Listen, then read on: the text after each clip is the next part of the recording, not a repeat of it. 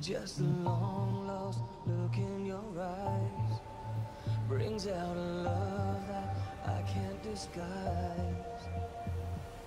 So take me down to the places I've never seen. Oh, don't you try to kill me with kind. It's just your love that's driving me wild. Oh, from the dawn we rise, with the heart we cry, to the light we go, into the light we go. From the darkest night, from the fire inside, into the light we go, into the light we go, to the light we go.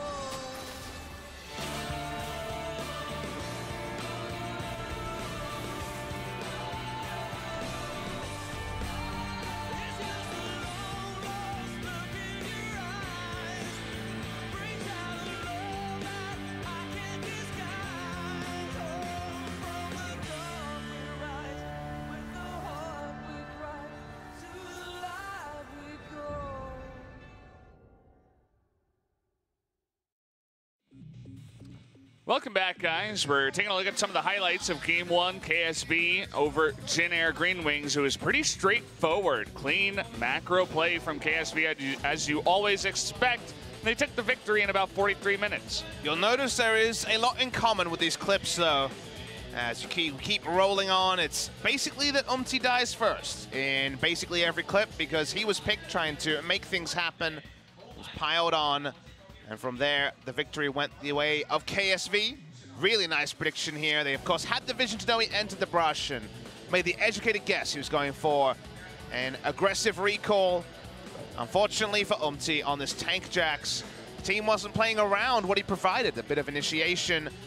They were allowing the Bannon to kind of win the game with Jin Air. They weren't really contesting, and then at the end of the day, someone had to look silly. It ended up being the Jax. Yeah, it certainly did. But at the end of the day, you can't really blame everything on him. I feel like KSV also had a pretty nice game. Ambition looked really good on the Skarner that they first picked for him. He did have the one hiccup where he was going for his Spire, his love.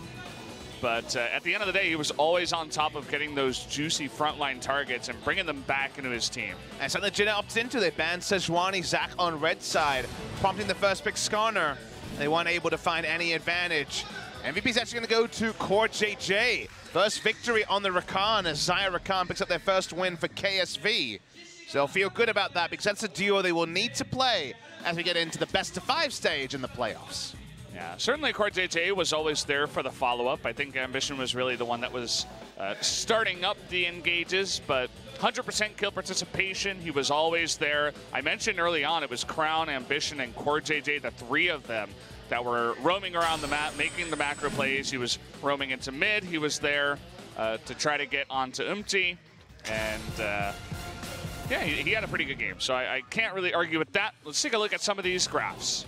Will end up being the triple 612 coming through from Jax. 1,898 damage for the full tank Jax this time.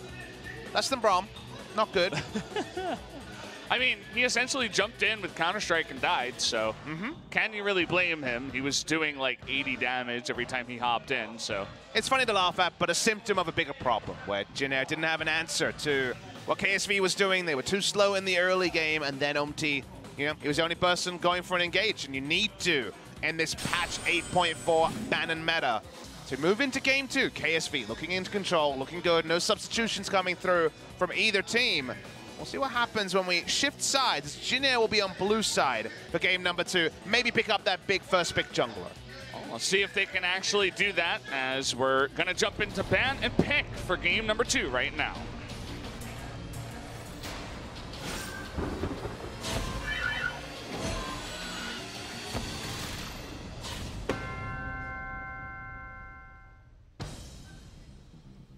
Here we go, hopping onto the blue side is Jin Air and a first ban on Forest once again.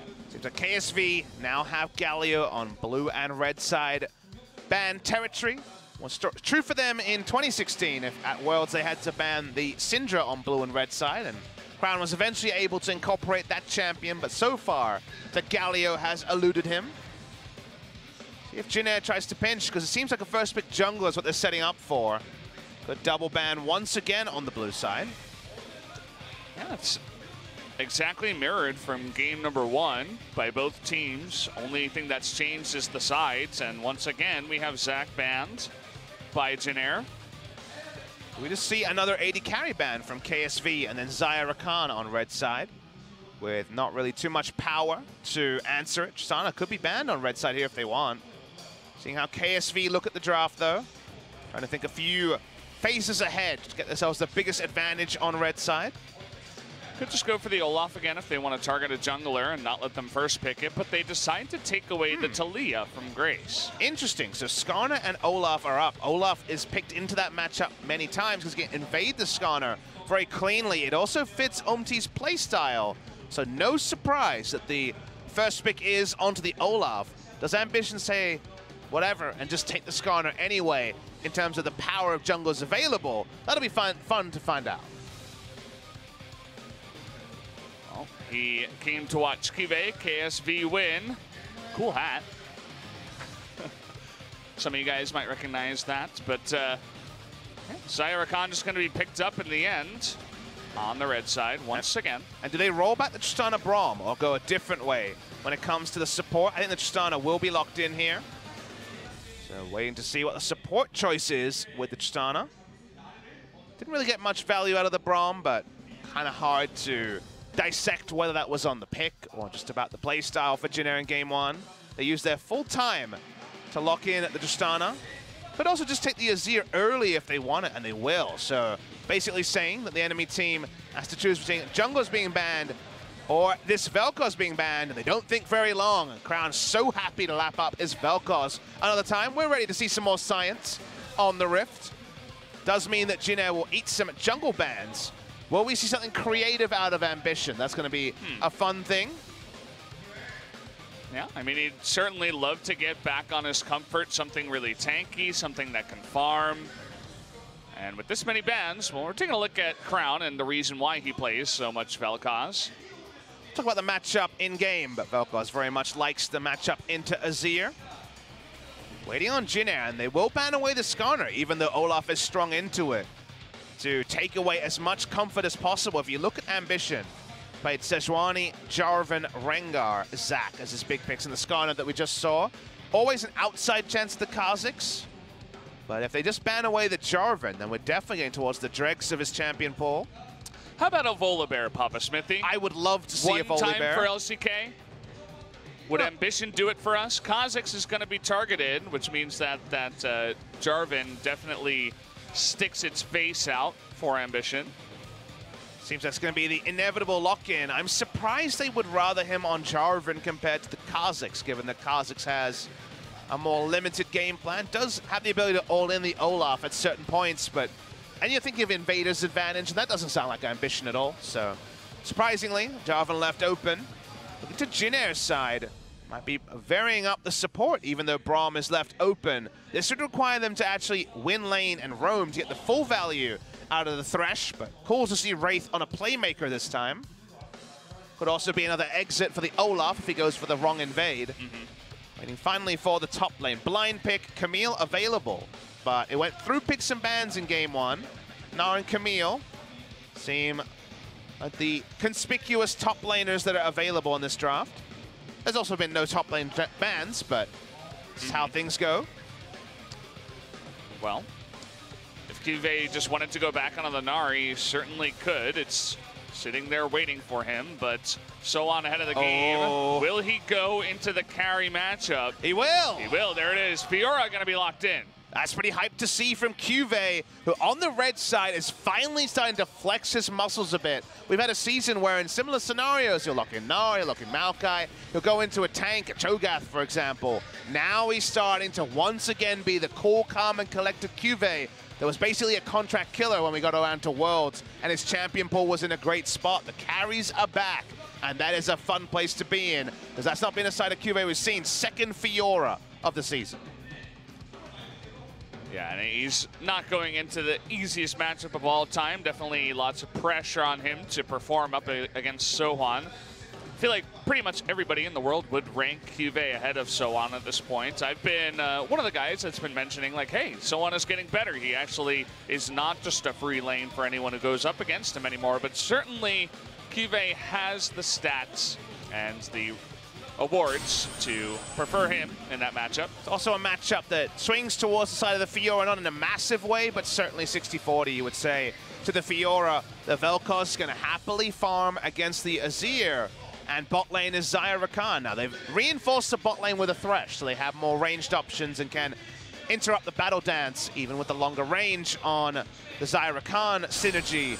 So there's potential for them to find some advantages there, but you worry that the Olaf will situationally have 2 to 3 losing lanes at different times, and thus we will see Omti exposed on the invade. So Predator Olaf, the big thing they were able to claim with the first pick, getting value from it with this draft, a bit trickier.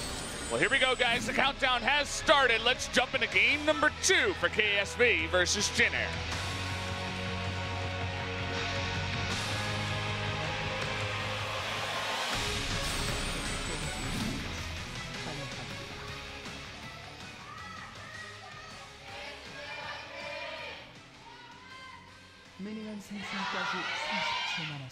Whoa. Jin Air, they've come out to play. Looking to support their team as much as possible.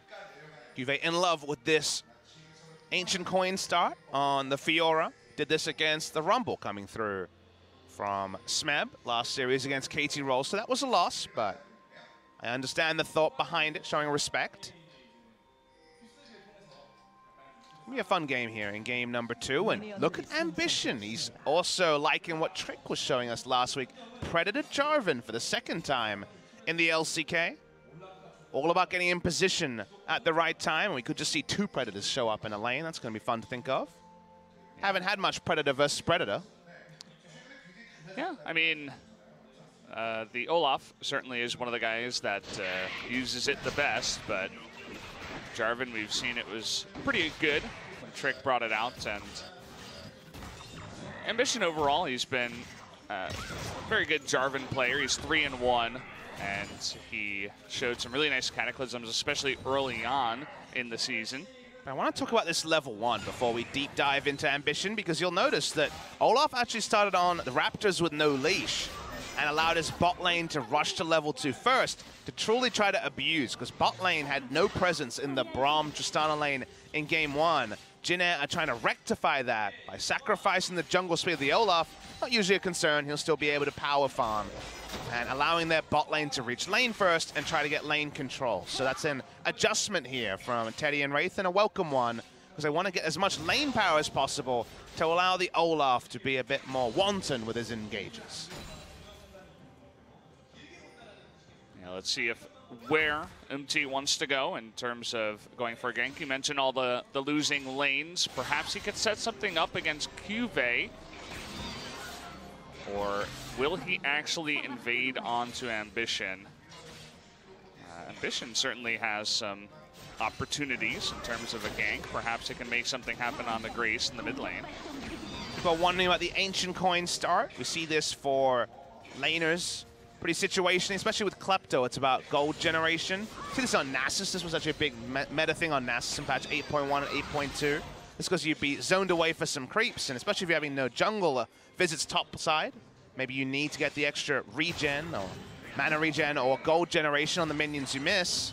Also, the Bandit does proc on patch 8.4, so don't try this one at home. Even though it reads Bandit on patch 8.5, Bandit has been removed, hotfixed from the support items. So support in lane doesn't really work anymore, but on patch 8.4, which we are on the entire week, it is still a very viable choice for the Fiora.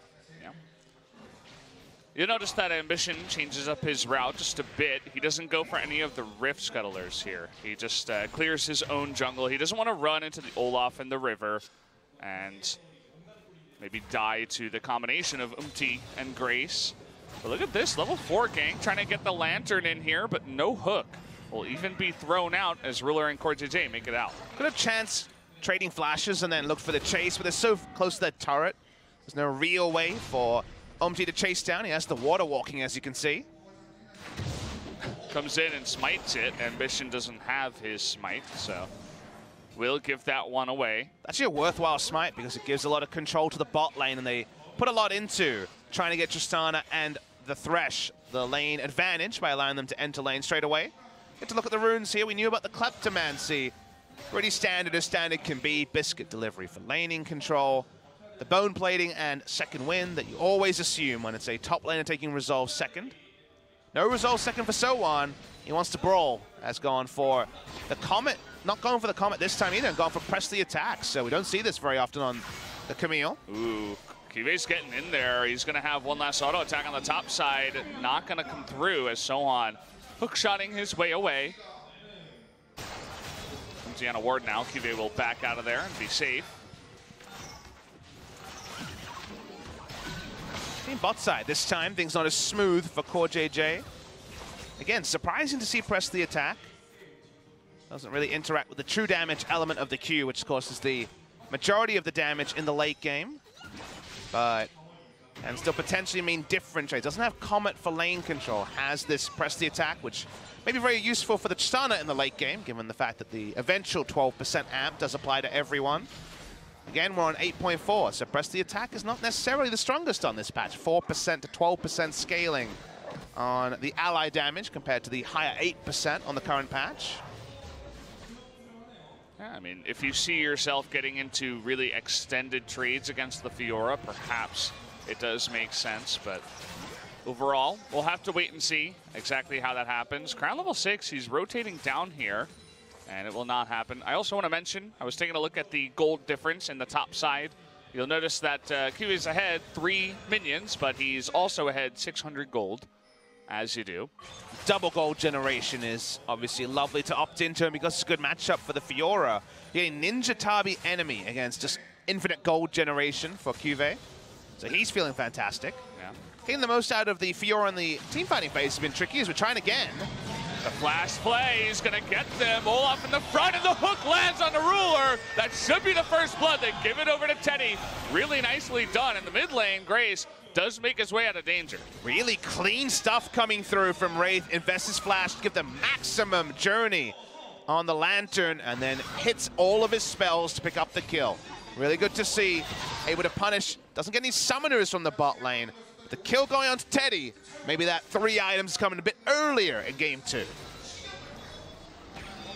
He's going to have an ice back here. 60 minions and the first blood kill. Let's take another look at this. Some cool Lantern plays as recently as yesterday in Challenger, and this one gets the beautiful Lantern play into the hook. Perfect play coming through from Wraith. Both summers up, didn't matter for Ruler. He goes down anyway. Now we actually see Ambition on the invade. Not going to lead to too much around the mid lane. Yeah. We find ourselves asking a similar question, why not flash or even heal? At the time after you get hooked, of course, no reason to heal because you're already dead, but if you flash the hook, you probably have a Xayah that survives at the end of that. And I'll hold that thought as Sohan is taking some really nice trades up in the top side. Has gone Q-Max. We've seen a lot of different maxes recently, so W-Max into Gangplank a couple of times, but with no Comet. Not expecting there to be multiple points into the W. Definitely going to get the most value from the press of the attack if you have an auto attack cancel, which is what Q represents. As Umti's spotted on his invade. He's staying here. Kive thinking about a challenge. No ward to put down just yet, just face checks it. After all, he knows he's got Ambition right behind him, but they got to be careful about this. He's going to riposte the stun, but you got the Hextech ultimatum. No way to get out of this. Thankfully, Ambition's there to help out, and the Cataclysm comes in. Now Crown is going to help out here, and it looks like they went a little bit too far that time around. Yeah, too much relentless aggression. Previously, they had position as Grace would have roamed first, but by the time you're going basically to where the inner turret is, of course, the Azir will get there before you do, and now double buffs go on to Crown. We know that Umti likes to be aggressive, but it's all about controlled aggression. That was not controlled, and that gives a big lead to the enemy team. Watch the replay. So far, so good. Pops the ult very early, ostensibly for damage, you would say. But unfortunately, Hextech Ultimatum is only 4 seconds at level 1, and then he's isolated from the rest of his team. How's Grace going to be able to respond there? Very questionable stuff from Umti. It looked like it ended early. Maybe he got hit out of the ultimatum by the blasting plants. Would like to see another replay, but either way, QV did make his way out of there. The one thing I wanted to mention is that you were looking at a Camille with Ninja Tabi first and cooldown boots first, of course, on the Olaf. So there wasn't a lot of damage to be burst out there, and regardless of if he hit him out of the ultimatum or not, he certainly bought himself some time for Ambition to come in. Okay, someone died in the bottom lane. Looks like it's Teddy. And all in, and Teddy actually had his summoners up. That's really awkward, only caught the tail end of it. The first part of the CC comes through. That's usually enough. But that's a big one for the side of KSV. It's only fair. You know, Ruler gives his life with all his summoners up. Teddy to do the same. Watching the replay here. First part hits, tries to juke forward, but didn't have the range for that. No ability to hit the Lantern. Another 80 carry dies with both summoners up. Yeah. Okay, it's becoming a contagion in that bot lane. It was too fast for the Observer to catch, as that is the nature of Xayah Rakan if you get fully engaged upon with no way out. Through all of this, Crown is happily farming on the Azir, so on the Vel'Koz, which has great options against the Azir. We mentioned a couple of times. Can still do damage through the ultimate from the Azir, which is a very powerful thing for him. Have to play defensively here. As we're seeing the Drake started, but Umti once again gallivanting in. CoreJJ trying to make his way out of here. The question is, does Ambition survive? He flashes, has CoreJJ jumped in, but the 3-man scoop! That's gonna be one going down, make it two! Double kill to Teddy as he's moving on to Ruler. Will he go deep? The answer is no, but a double kill nicely played by Jin Air. Really nice play by Grayson. That time, Crown had no way to get in and actually force damage, even with the sheer advantage of the range on the Vel'Koz. He's turning in here, looking to burst. Will it be enough damage? Grace, no way out, and finally he gets to the edge. Just barely not enough. So close, only lost chapter for damage, and yet almost burst him through. Crown looking to contest, doesn't have vision of that brush, but back away, but man, seeing the potential of the Vel'Koz, and that's before the damage even gets rolling. Well, you can tell he's played this champion before, that's for certain. Very, very close in terms of trying to trade back a kill, but at the end of it all, the double kill in the ocean to the side of Jin Air. Seeing the replay here, Umti feeling confident. We already saw a fight where his mid laner was zoned out. This was beautiful, got the bonus, the bonanza, getting the Ruler of all people. It was in the brush, waiting and unwaiting. Didn't end up dying, but was scooped in, pressured them out, got the first strike, and ocean for laning. Certainly something you can enjoy. New wave in mid lane starts to be pushed up. That was a big confidence booster for the side of Jin Air. For now, KSV looking to try to slam Grace in the mid lane. Yeah, there's no vision, and it looks like CoreJJ going to be the one to engage here, trying to get the knock up, and there it is at the Cataclysm. No way out with all the rest of the CC. Nicely played by KSV. Bit of a freight train coming through. There was no way to escape. Even the shifting sands over the wall wasn't going to be enough. Thresh second to react that time after the smart roam timing coming through from CoreJJ. Game very finely poised. 1,000 gold lead to KSV. Ambition traveling through the jungle. See you later. A hook into the back. Will he have some help though? Here comes CoreJJ. No way to get Olaf out, but not enough damage as Ambition survives somehow. Feels like every aggressive move is being turned around. This one so close to being turned around by Crown.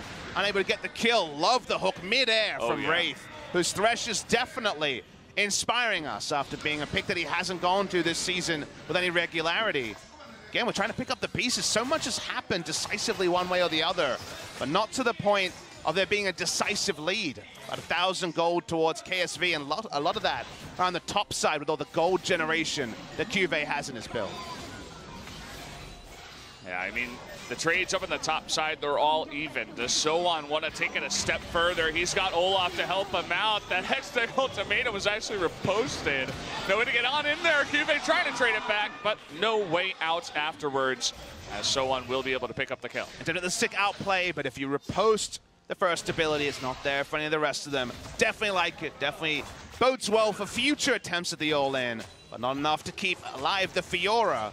We'll see if they can actually engineer a game plan around the Fiora. It's a very strong four-man team, and the idea of having the Fiora split push makes a lot of sense with how much long-range poke they have when they group as four, but feels like recently Fioras have been struggling to find an identity as the game goes on. We've seen Crazy try it, we've seen QV himself tried against KT Rolster. When the items start rolling and things get better, but for now, it's ended up being free food for So1 and Umti. Struggling to stay in there. This game is quickly turning into, you know, Camille's got a kill. She's feeling pretty good, but it's Teddy with 3 and Crown with 2 on the side of KSV. He's certainly going to be really farmed up. Highest minion score in the game, as well as 2 kills. He needs to push in the bot side. Crown's gold is going to turn into a very early Archangel. It's pretty standard to have the overshield for the potential all-in, and there will be an all-in at some point. It's not quite the Galio he was dealing with on his first Vel'Koz game, but Hextech Ultimatum and an Olaf doesn't sound like the most fun. Again, I'm mostly interested to see how things go for QV. He's gone heavy on the gold generation, feeling good about the gold they've picked up so far. Looking at the comparison head-to-head, gotta say, pretty good thing for Umti outside of the deep invade onto the red side jungle. It's largely been successful on the Olaf. First pick jungler got the work done in game 1 with Skarner. This time it's the Olaf. So good to see Umti continue to be aggressive. He seems to know his role in this game is to be the conduit for the good news action for Jin Air in game 1 and game 2, sorry. And so far, 100% kill participation for the Olaf. Certainly looks a bit better outside of the one hiccup early on in the game. Crown picks up a very early stopwatch. You mentioned all of those threats. Certainly picking up this early of a stopwatch is one way to deal with that. Also gets the cooldown. Boots can help the summoners. Liking the itemization so far. Looking for the all-in here as Grace kind of glitches back towards the turret. Yeah, the visual lag there was a bit strange, but all we need to know is that he ended up getting away. And the flash expended by Grace. A lot of fighting around the river. Waiting to see some value out of the Predator from Ambition. We still haven't seen that one be big from Trick the one time we saw it, but when it comes to getting into position for ganks, it certainly could be powerful. That was closer than it looked. They had the option to continue on there if the hook landed. Umti's first game on the Olaf got him one of his few MVPs this season, and one of the treats was 4-minute Ocean Drake solo down. So definitely had a lot of Drake priority in that game. With Infernal being the second spawn, no surprises that Jin Air looked to want to pick it up to add to the Ocean they got earlier. KSV doing a good job coming in here as a team, try to clear up all that vision. Earlier there were 2 control wards from Jin Air, but now there's 2 from KSV as the Infernal about to spawn here. See exactly how far they want to go with this. Ambition going to be scouted here, has to use Flag and Drag to just get out of the brush. Crown is in a control ward, not spotted. He's got to be careful about that, but actually gets the initiation with a bit of damage onto Wraith. Happy to control space, allows KSV to deny one potential entry to the Infernal and delay any sort of an attempt for it from Umti. This time he walks up, they'll get the control ward. Everyone lying in wait. Who's flanking who is always what you think at these moments. Well, he's going to go on to Grace here, who does have the option to get out, but will just stand his ground with half health. It's very tense around this big objective. The Infernal will be pretty huge for either side. Carries in the top lane, and of course, Crown and Ruler would love to pick that up, as well as the Azir, Grace, and Teddy looking for that Infernal. If you're investing the teleport, So1 will have the big teleport advantage, given how much more reliable the Camille is with the teleport than the Fiora, but no deep wards for the flanking Hextech Ultimatum. Also the worry that if they go for a teleport play, that QV will take a turret to answer it, but Infernal is started by Ambition, not fully committing to it yet. These 2 on a ward, and they don't know it yet. Thinking about an engage, but the hook is going to hit Ruler in the front, and he can't get out. The Feather Storm is going to save him for now, but Grace on the backside is going to take him out. So1 comes in with the TP, and he gets on the Crown here. Is there enough damage? There's that stopwatch, but no way out from there. Another kill over to the Camille. Make that 2 as they take a huge fight, and the Infernal to follow up. Wraith was so smart with that play. He never showed that he knew that Ruler and Core JJ were in the brush until he hit the hook onto Ruler to start the festivities. Excellently done by the Thresh to bait KSV into a false sense of security. They do lose a turret on the top side, but worth it with how many kills they piled on. Certainly. So the Infernal gonna come in here to Jin Air, and let's take a look at the replay. Watch Wraith. And consider that he had vision this entire time. Ruler walks back in. They knew Core JJ was there as well. Hits onto Ruler, so with the extra information, should have been better from him. Wasn't clean from Ruler. They turn onto Crown, get the second kill after the teleport. We'll get the turret as well. Even a stopwatch not going to buy you enough time, as Zonias will have to come in this game, just like in that Galio game. Fiora does get the turret top lane, but not enough to answer how many objectives Jin Air piled on.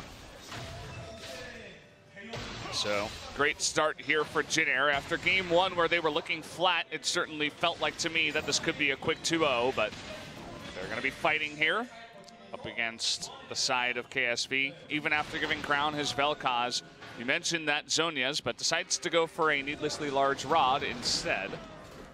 Been big on the max AP builds today. You mentioned already in game one, but seems to be working towards a death cap in this game as well. Now the stopwatch is down. It is, of course, just occupying an item slot and will be invested in eventually, because they feel like they have to have the damage to fight early so they can cement a position on the map. If you don't fight early and your turrets roll down in kind of the same sort of trickle-down fashion that we saw KSV pick up the turrets in game one, then you might just not have map controls. QV tries for the all-in. Yeah, he's kind of forced into this one. He's got one more for the completion, but now he's trying to get away, and this is a Camille. You don't get away from a Camille. He's trying to fight here, but the last hook shot is going to do it. So on, now 4-0 with lots of completed items on the way. Yeah, he picked up the kills on the teleport. Now he reads the Fiora like a book. Teddy and taking down this turret on the top side. Won't be able to get the entire damage, but Camille pushing the bot lane. A lot of good news stories for KSV. This Fiora being turned against them again. Fiora week 7, week 8. A bit of a burden on their team. And could be just be a second turret. So much AD stacked onto So-On. Yeah, not much they can do. It's quickly going to the side of Jin Air after a couple of successful fights. So-On. These are the moments where I'm like, yeah, this guy's actually pretty good. I mean, certainly has been with the help of his team setting up the kills for him. But now that he's 4-0, a bit of pressure on him to carry from here on out. Hard work not done, but you can't argue with 21 minutes, 3 turrets down, nice gold lead, and also a Camille that cannot be answered by a Fiora in the side lane. Seems to be about the same spot that KSV were in their previous game, but with the added variable of So-On being oppressively far ahead, being able to go situational item in lane with the Executioner's calling, and also hit his regular item spikes faster than QV with Kleptomancy. So a lot of good news filtered around that Camille. Also has the practice teleport plays to answer the Vel'Koz, who, like we alluded to, is going to go for the death cap build. What will it actually mean in a team fight? It's going to have to be very, very safe. It's hard to imagine any skill apart from his disintegration ray hitting if he's going to actually opt in for so much damage, unless they have a very big vision advantage around an objective. Certainly relying a lot on their initiators in Ambition and Core JJ to get the job done and create that space for KSV. But when you're behind like this against some really strong diving champions, what really are you going to do? Hopefully QV can do enough of a job to keep So-On around at least. Was a 2-level, but now a 1-level advantage for So-On in the side lane. He's going to walk up to QV again. Just poke out the bone plating and then consider his options.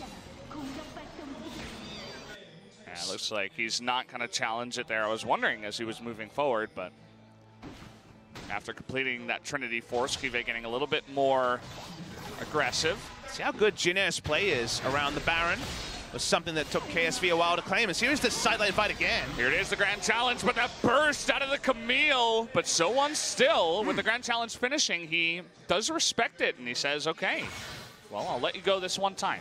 Shows more respect than I imagined, but it could have just been cooldowns not being kind to another re-engage. He backs away. He's going to be able to turn to the minion wave very shortly. Jin Air start to push up their vision. Wraith has been deadly on the Thresh so far, and if they can cement a Baron with a good Thresh hook, that'll be certainly the Thresh pick paying off. Waiting for the return to lane. Seems to be for now, Camille roaming up. Gonna take the red buff and I guess return to lane with even more artillery. Try to take down the Fiora. Yeah, QV's got to be really careful about this. Going up against red buff, level up 4-0 Camille. Especially with the ult, you got to have your ult available if you want to take that trade. But so far, I mean, KSV definitely one of these teams that's known for playing pretty good from behind. They like to turtle up, just like the old great SKT. Everybody loves to mention that, sometimes as a meme. But yeah, they're good at, you know, coming in here, checking for vision, using what they have, you know, flag into the pit. Members just to move forward and clean up some vision. That does frustrate the Baron attempt that Jin Air would love to turn on Stana and the Azir. Massive Baron damage. A lot of their comp when it comes to teamfight impact is less reliable than what KSV is able to field. The Olaf and the Thresh especially are definitely at their strongest point in the game, pre-30 minutes, pre-true 5v5s. So getting that vision forward, actually being able to threaten an all-in, a flanking Trinity Force, and soon to be even more with Steric's Gauge now complete. Camille, something they want to be able to wield, but like you can see, so far the vision control for Jin Air in the enemy red side jungle was pretty shallow. Yep, all the control wards, the wall of control wards for now, adding another one up to the top side just as a connector. And you can look at this turret. I mean, this is one thing that you can definitely say about Vel'Koz, where it's like, okay, there are a bunch of champions that have great wave clear, but Vel'Koz, he's definitely one of the best, if not the best. That turret is near full health in the mid lane. It feels like he has 2 victories on a single ability. With once you got the ability power going and death cap, as we've mentioned, the max damage AP build means even more wave clear. So before a banner of command or Baron buff comes in, he will solo down the waves very, very easy. A single W does the hard, heavy lifting for now. So the minion wave is pushed out in mid lane. The control wards so far are sticking, but they're looking for a hook. Doesn't get it one on Ambition. It's actually really smart from Ambition. He knows they're thinking about a hook. You know, they're trying to bait that with all the wards, so he sees it and he just walks on by, a little bit of a drive-by from the Jarvan. He's tanky, but not tanky enough to get hooked and collapsed upon and survive. The side lane position has changed at all. Extra Vamp Scepter coming in from QV into a Bloodthirster, going double lifesteal, you would imagine. So one pushes up, 20 CS lead, but the kill's largely the buffer between the two, even through Kleptomancy. A lot of healing reduction on the side of Jin Air, as both Camille and the Azir have grievous wounds. Yeah, I mean, you're looking at both Fiora and the Xayah, who would love to lifesteal up a bit. KSV just holding on for dear life. They know they're behind. It's not by too much, but it's 3 Drakes and 3,000 gold. One of the things that KSV have always been best at is losing the minimum. It's their game's plan in through so many metas. Finding a way to keep the Baron alive while 3 items are still being constructed for Ruler is their current approach. As there's the banner, and that makes things much more tricky for Crown.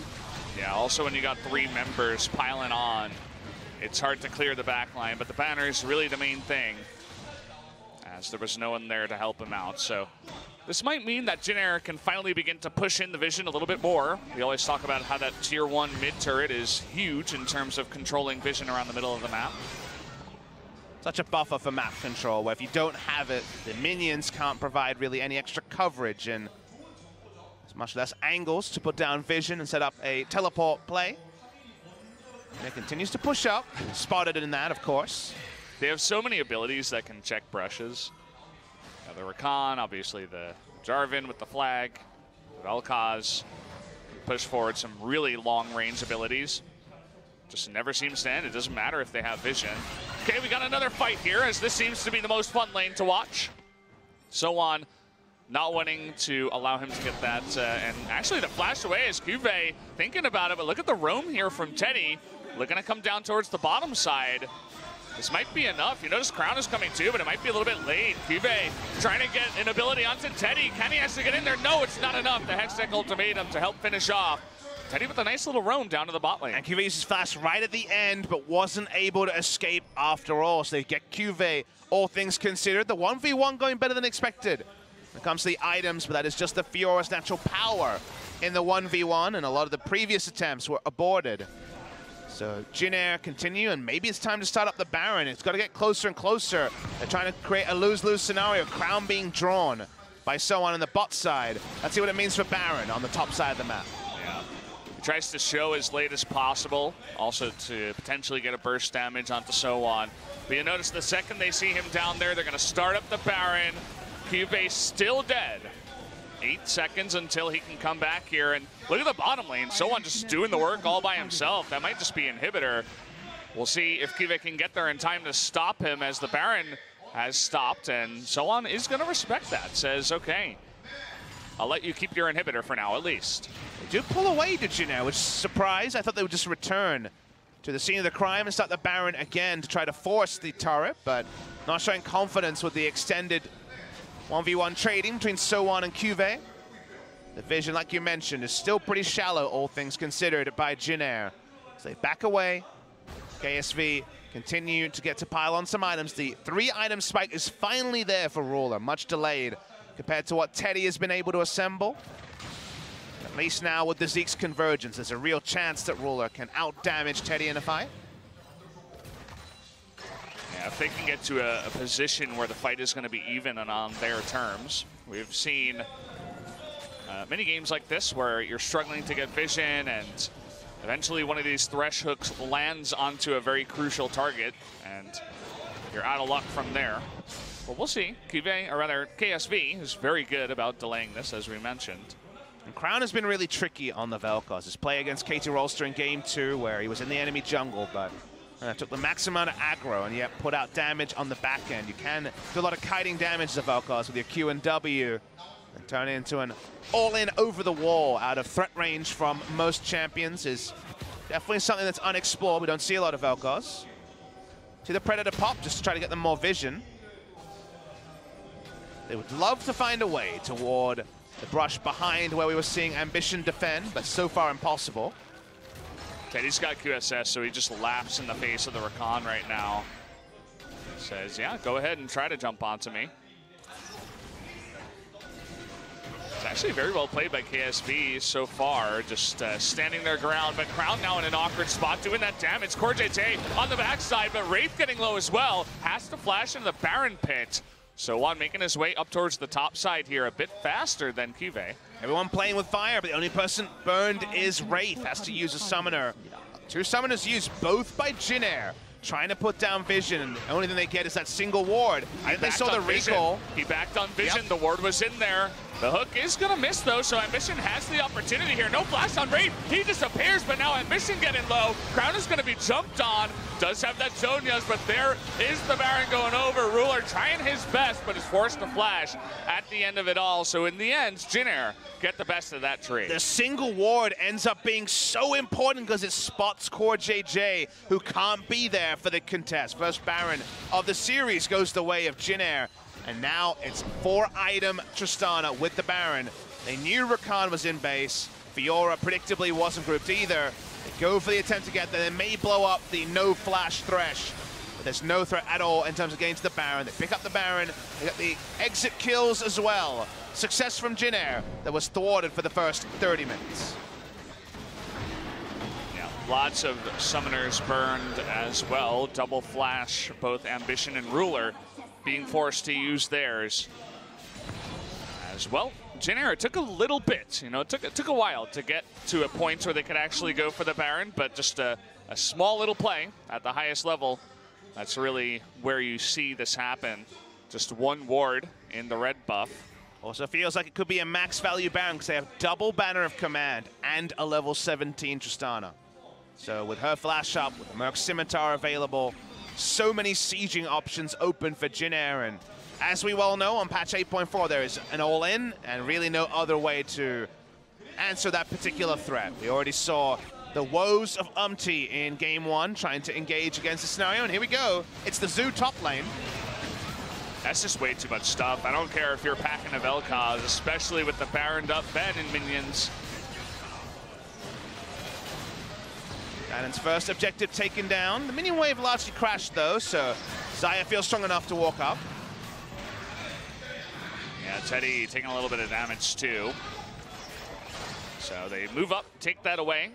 Curious to see the state of the bottom side. Looks like Kive is doing okay. Fiora begins to get really scary at some point. Continues to build for the 1v1, whereas the Warden's Mail will help the 1v1, but there's a bit more teamfight itemization coming through from So1. See if any hard objectives come up for Jin Air.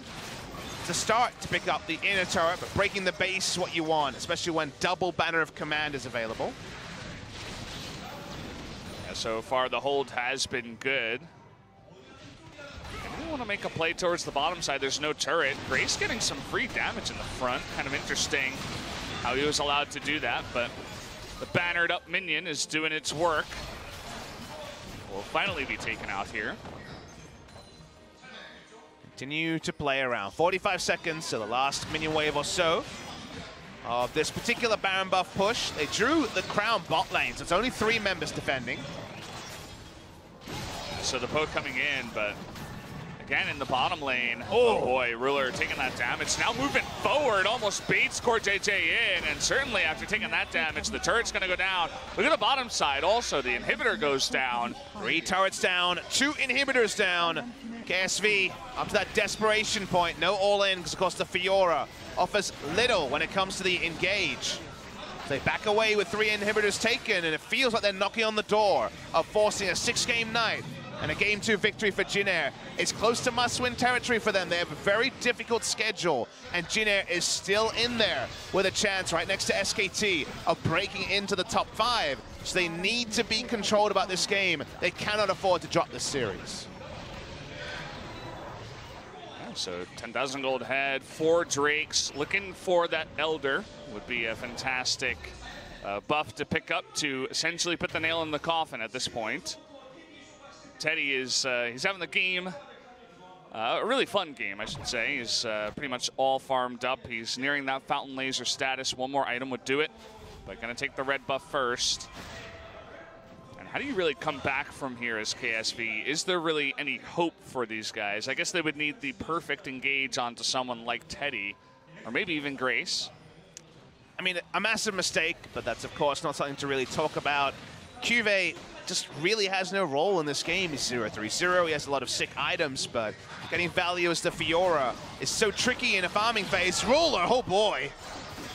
Well, this time in the front lines actually does something. Looks a lot better than on the Jags. He's just always slowing down Ruler and allowing Teddy to get into range to just do 1 auto, and that's really all it takes to threaten the life of an AD carry at this point. 2 minion waves pushing in, 3rd one on the way.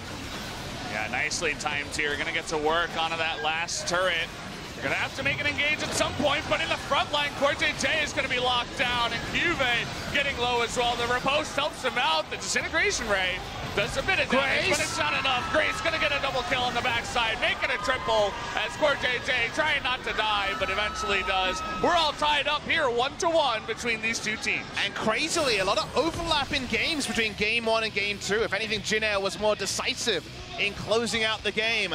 They got the Baron, they rolled high, they did very well in the closing. A lot of good news stories. Grace looking amazing on the Azir. Multiple points in this game.